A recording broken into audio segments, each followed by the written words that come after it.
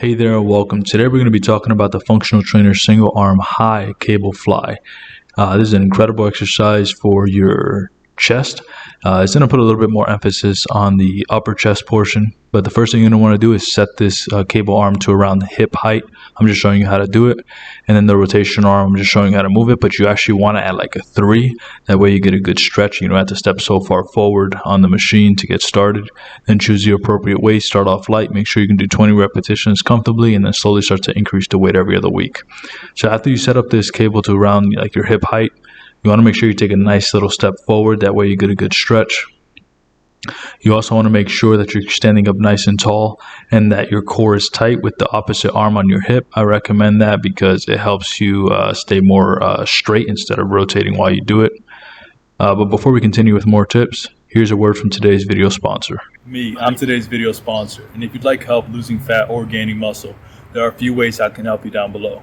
Either set up a free consultation with us, purchase through one of our free affiliate links, or purchase one of our instant access affordable training programs. Can't wait to be of service to you. Now let's get back to the rest of the video. And that's crucial because the more you rotate, the less you're going to activate your chest and the more you're going to activate your core. So we obviously want to avoid that because we're trying to work our chest here. Another main thing that you want to do is make sure that you're going through a full range of motion. So notice the direction at which I'm moving the resistance. So notice I'm coming out and then I'm coming towards the center. And as I'm coming out, I'm actually going lower. So I'm moving the weight in relation to where it starts. So I'm starting low and then going high, starting wide, then coming close.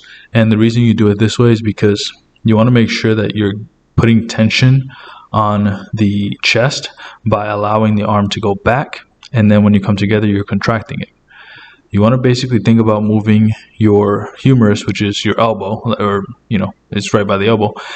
It's where your arm is, your upper arm. But you basically want to bring that across the midline of the body. That's what you want to think about, not just your hands. Because if you think about your hands only, you're going to be actually you're going to bend your elbow a lot. You're going to think about if I move it across my chest, then that works, but it doesn't.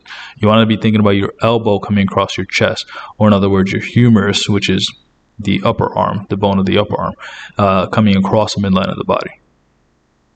Another key thing you want to do is make sure that you're keeping the tempo nice and smooth. The last thing you want is to be using a bunch of momentum while you're doing this exercise and missing the muscle that you're trying to work in the first place. Make sure that you keep the tension. That's crucial. Don't pause at the top or at the bottom. You want to make sure that you're keeping tension on the muscle the whole time, and the only way you can do that is without locking. Another key thing is to make sure your elbow is slightly bent, not excessively bent. That way you can keep the majority of the tension on the chest. So here's some common mistakes. Like I said before, you don't want to be rotating while you're doing this exercise. You want to make sure that you're not necessarily doing this because then you're going to miss the muscle in the first place. Another thing that you want to make sure that you're avoiding is half reps. You don't want to be coming just to the height of like your chest or lower chest, or you don't want to just keep the weight on the top.